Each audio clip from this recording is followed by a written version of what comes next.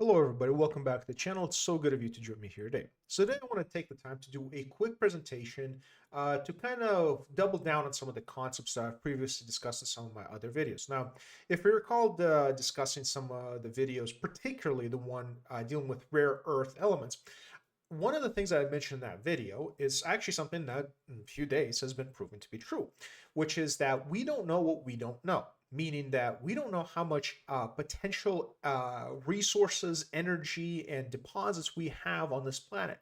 Because in order to understand where the deposits of these rare earth elements are, we have to go and search for them. We have to do discoveries. We have to do studies, surveys, geological surveys of all kinds to understand, hey, what's under this ground? Because you can't just take a look at it and know what's there. You have to actually do the survey. And one of the countries that keeps constantly surveying the lands and understanding the amount of potential resources it has is, well, China. Here, as you can see in the article in front of me, China becomes a global lithium powerhouse after major breakthrough.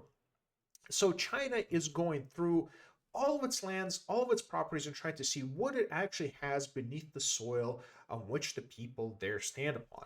And according to this article in so here says, according to the China Geological Survey, China's breakthrough in lithium exploration has boosted its global share of lithium reserves from 6% to 16.5 currently, placing it ahead of Australia, Argentina, and Bolivia.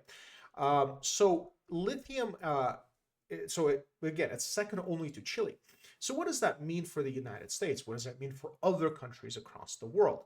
Well, the concept here is that this is what's critical, is that you have to do the exploration to understand what you have. So what that means is that we actually don't know how much lithium, how many rare earth elements, how much of anything we really truly have. We kind of have a rough idea based on some geological surveys, but we don't truly know how much could be potentially there unless you go and search for it and know for a fact. But again, this is expensive, it takes time, it takes effort. That being said, as I've mentioned before in this channel, look at the United States.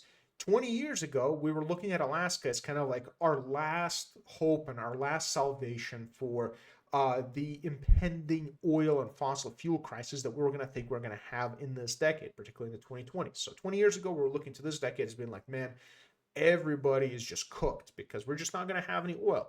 But then, the fracking revolution happened. And then next thing you know, we started doing all this exploration, all this technology, all this investment, and bam, suddenly we have oil everywhere from Pennsylvania to Texas to Ohio. And these new techniques helped us find the resources that we need to grow our economy. And China is doing the exact same thing, but in this case, with the resource of the future, maybe it's the present day, because EVs are so prevalent and because battery technology is only going to grow in demand.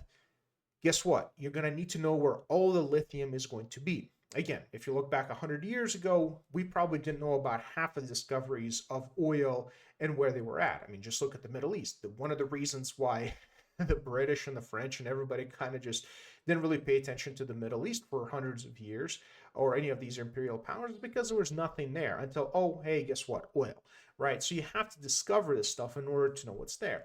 And so as a whole, the reason I'm covering this article is because it tells us a very critical thing about our planet is that we don't know what we don't know because this beautiful blue globe that we have here hasn't been very well explored. So we don't know what lies underneath the land, underneath the surface, underneath anything.